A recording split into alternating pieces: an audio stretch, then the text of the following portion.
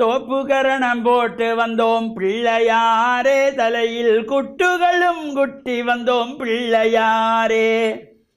மஞ்சளிலே பிடித்து வைத்தோம் பிள்ளையாரே, மஞ்சளிலே பிடித்து வைத்தோம் பிள்ளையாரே. வாழ்வில் மங்களத்தை தந்திடுவார் பிள்ளையாரே, வாழ்வில் மங்களத்தை தந்திடுவார் பிள்ளையாரே. தோப்பு கரணம் போட்டு வந்தோம் பிள்ளையாரே, தலையில் குட்டுகளும் குட்டி வந்தோம் பிள்ளையாரே. ஓம் நமச்சிவாய. மேன்மைகள் சைவ நீதி விளங்குக உலகமெல்லாம். நோயற்ற வாழ்வே குறைவற்ற செல்வம்.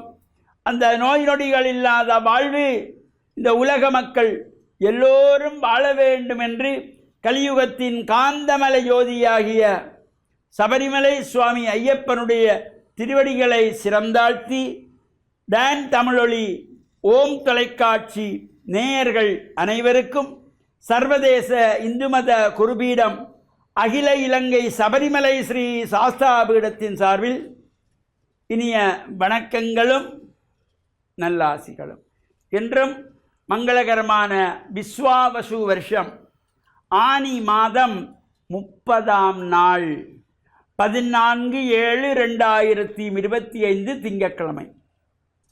இன்று மலர்ந்திருக்கின்ற இன்றைய பொழுதும் நம் எல்லோருடைய வாழ்விலும் எல்லா விதமான சிறப்புகளும் வெற்றிகளும் கிடைக்க வேண்டும் என்று இறைவனை பிரார்த்தித்து இஷ்ட தெய்வங்கள் குலதெய்வங்கள் பாரம்பரிய தெய்வங்களையும் வழிபாடு செய்து பெற்றோர்கள் பெரியோர்கள் குருவானவர்கள் ஆசிரியர்கள் இவர்களையும் வணங்கியவருடைய அன்பையும் ஆசியையும் பெறுகின்ற பொழுது எந்த நாளுமே நமக்கு நல்ல நாளாக அமையக்கூடியது.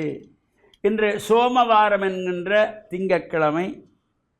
இன்றைய தினம் விக்னங்கள் தீர்க்கின்ற விநாயகப் பெருமானை வேண்டி வழிபாடு செய்கின்றதாகிய சங்கடகர சதுர்த்தி விரதம். பொதுவாக வளர்பிறை சதுர்த்தி தேய்பிறை சதுர்த்தி என்று மாதத்திலே 2 முறை இந்த சதுர்த்தி திதி வரும். அமாவாசை வந்து 4வது நாள் வளர்பிறை சதுர்த்தி, பௌர்ணமி வந்து 4வது நாள் தேய்பிறை சதுர்த்தி. இந்த தேய்பிறை சதுர்த்தியை சங்கடகர சதுர்த்தி விரதம் என்று போற்றப்படுவது. இந்த விக்னங்கள் இருக்கின்ற விநாயகரை வேண்டி நாம் வழிபாடுகள் செய்து பிரார்த்தனை செய்து விநாயகருக்கு பிரீதியான மோதகம், அவல், கடலை, கொழுக்கட்டை, மாம்பழம், அதே போல பால், ராசவள்ளிக்கிழங்கு இவையெல்லாம் அங்கே நிவேதனமாக வைத்து வழிபாடு செய்கின்ற பொழுது நம்முடைய வாழ்வில் சந்தோஷம் ஆனந்தம் பெறுகின்ற வகையிலே எல்லா சங்கடங்களும் நீங்கிவிடும். இந்த சங்கடங்கள் எல்லாவற்றையும் போக்கக்கூடிய சங்கடகர சதுர்த்தி விரதத்திலே நாமும் விநாயகப் பெருமானுக்கு அருகம்புட்களினாலே அர்ச்சனை வழிபாடு செய்யலாம். இந்த அருகம்புல்லினாலே மாலை கட்டி போடுவது, அவ்வாறு அந்த அருகம்புல்லை துப்புரவான இடத்திலே இந்த அருகம்புல் செழித்திருக்கிற இடத்திலே எடுத்து அவற்றை மஞ்சள் நீரிலே கழுவி நுனிப்புல் உடையாமல் இருக்க வேணும். இப்போ சில இடங்களிலே இது தயவு செய்து யாரும் தவறாக எண்ணக்கூடாது. சில வியாபார ஸ்தாபனங்களிலே அருகம்பு மாலை என்று இந்த அருகம்புல்லை வைத்து கட்டிவிட்டு அழகுக்காக அதை கத்திரிக்கோளாலே ரவுண்டாக வெட்டி விடுவார்கள். நுனிப்புல் இல்லாத புல்லை விநாயகருக்கு சாத்தக்கூடாது, விநாயகருக்கு அர்ச்சனை பண்ணக்கூடாது. இந்த நுனிப்புல், இந்த புல்லை வெட்டக்கூடாது. எடுத்து சுத்தமாக மஞ்சள் நீரிலே கழுவி அதை கொண்டு போய் விநாயகருக்கு அர்ச்சனைக்கு மாலைகளுக்கு தொடுத்து பிரார்த்தனை செய்கின்ற பொழுதிலும் எல்லா சங்கடங்களும் நீங்குகின்ற வகையிலே அமைந்திருப்பது. அருகம்புல்லிலே மாலை வேணும் என்பதற்காக கடையிலே அதை வெட்டி வெட்டி கட்டி வைத்திருப்பார்கள். அந்த மாலையை வாங்கி சுவாமிக்கு சாத்தக்கூடாது. நுனிப்புல் இல்லாத அருகம்புல்லை இறைவனுக்கு சாத்தக்கூடாது, அது நமக்கு தோஷத்தை கொடுத்துவிடும். எனவே நல்ல முறையிலே இந்த மாலைகளை அருகம்புல்லிலே தொடுத்து அழகாக கொண்டு சென்று பிரார்த்தனையில் ஈடுபட்டு இறையருளையும் பெற்று மண்ணில் நல்லவன் நம்பாள. டான் தமிழொலி ஓம் தொலைக்காட்சி நேயர்கள் அனைவருக்கும் சர்வதேச இந்து மத குறிப்பிடம் அகில இலங்கை சபரிமலை ஸ்ரீ சாஸ்தாபுரத்தின் சார்பில் நல்ல ஆசிகளை கூறிக்கொள்வதில் மனமகிழ்வு கொள்கிறோம். சர்வே ஜனாக சுகினோ பவந்து சமஸ்த சன் மங்களானி சந்து. சுபம்.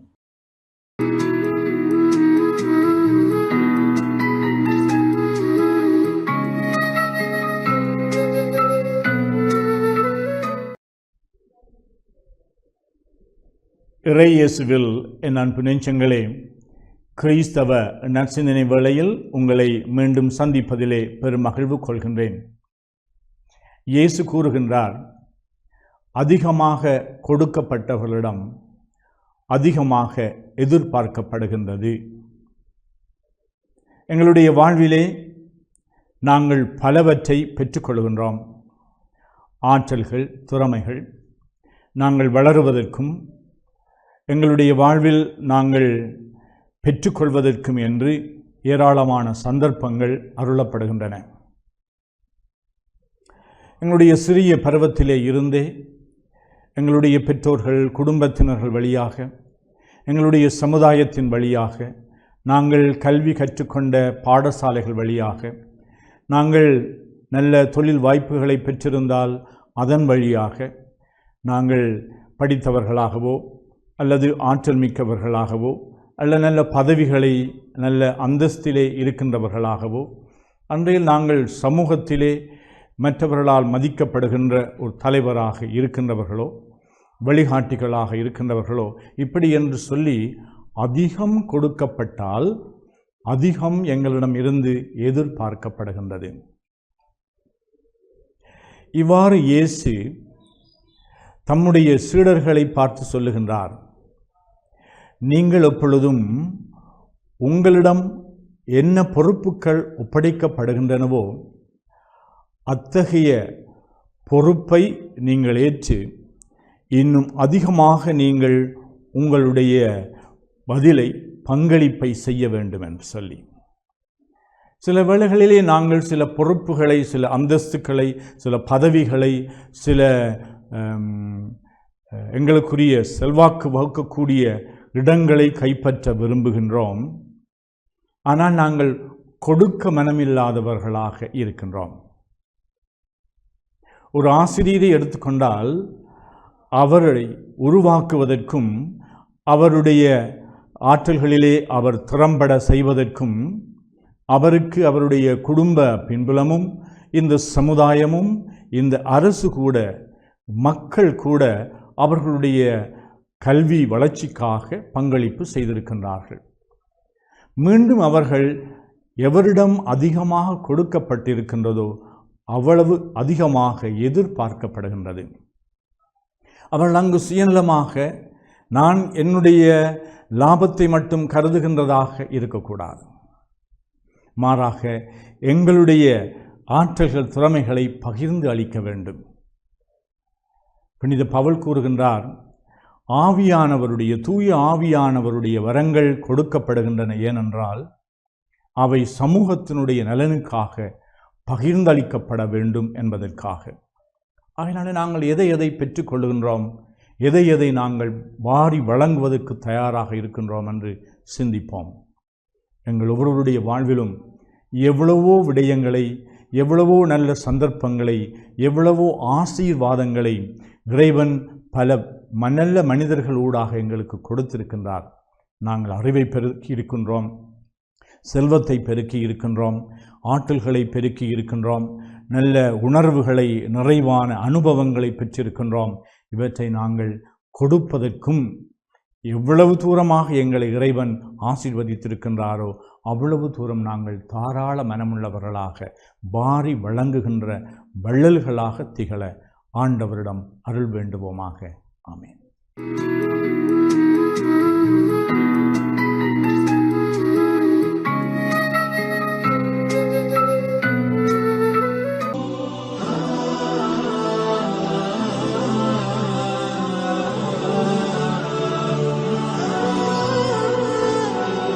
பிஸ்மில்லாஹிர் ரஹ்மானிர் ரஹீம்.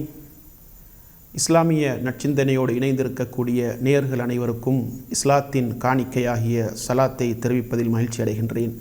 அஸ்ஸலாமு அலைக்கும் வரஹ்மத்துல்லாஹி வபரகாத்துஹு. இன்றைய நற்சிந்தனையில் ரசூலுல்லாஹி ஸல்லல்லாஹு அலைஹி வஸல்லம் அவர்கள் இந்த உலகத்திற்கு தூதராக அனுப்பப்பட்ட நோக்கத்தை பற்றி உங்களோடு பகிர்ந்து கொள்ளலாம் என்று ஆசைப்படுகின்றேன். அல்லாஹ்வுடைய இறுதி தூதராக இந்த மண்ணில் சங்கமித்த அவனின் தூதர் நபி முஹம்மது ஸல்லல்லாஹு அலைஹி வஸல்லம் அவர்கள் இந்த உலகத்திற்கு தூதராக அனுப்பப்பட்ட நோக்கத்தை அவர்களே இப்படி சொல்கின்றார்கள்.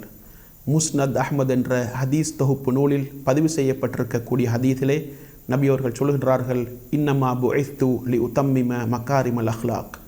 நல்லொழுக்கங்களை பரிபூர்ணப்படுத்துவதற்காகவே இந்த உலகத்திற்கு நான் தூதராக அனுப்பப்பட்டேன் என்று சொல்கின்றார்கள்.